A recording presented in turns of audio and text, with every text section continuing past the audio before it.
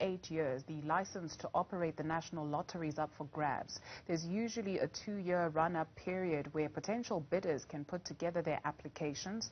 Trade and Industry Minister Ibrahim Patel was expected to announce the request for applications earlier this year. However, so far, this has not happened. Political commentator Oliver Dixon has his own ideas about why this is happening. We speak to him now to get a little bit more. Oliver, thank you very much for your time this afternoon. You suspect that there is more to this than that meets the eye?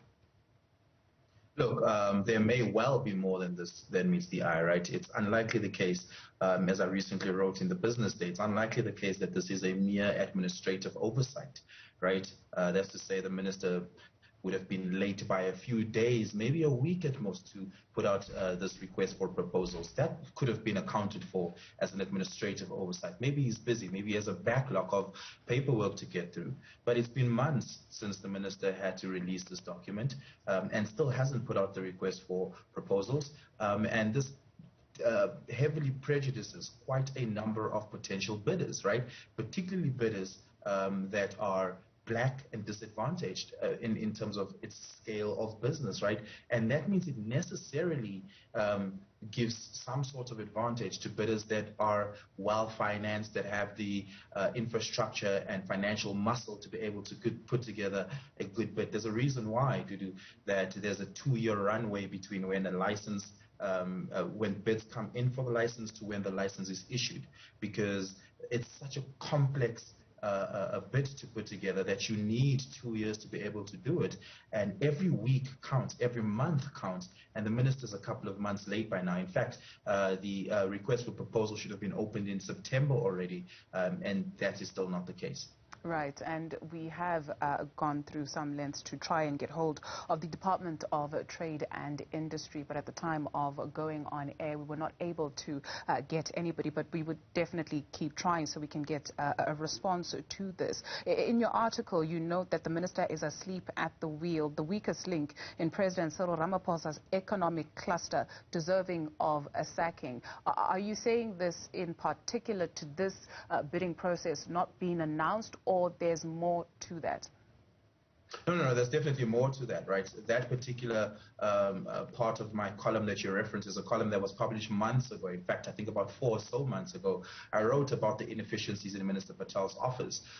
This bidding process for the licensed lottery just exacerbates the situation, right? That means he's getting worse and worse with the job. But what seemed like mere incompetency 4 months ago when I wrote that has translated into the potential of a major conflict of interest situation. And in South Africa, we should never turn a blind eye to conflict of interest because it is always the early telltales of grand-scale corruption. Now, I'm not saying Minister Patel is being corrupt here, but there is the potential of this being able to grow into that. One of the bidders that raised their hands for this, right, is a company by the name of HCI.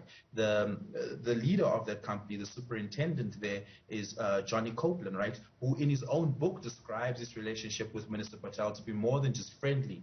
In fact, they were brothers in arms in their union days, and describes a relationship that suggests to us that these are people who go to each other's houses for lunch on a Sunday, right? And so that friendly and camaraderie relationship where one is a regulator and issuer of a license and the other is a bidder for the license tells us that the conflict of interest is real and must be taken into account in as far as this delay is concerned. There's absolutely no reason from the minister, or at least no explanation as to why there's a delay in the issuance of this, right?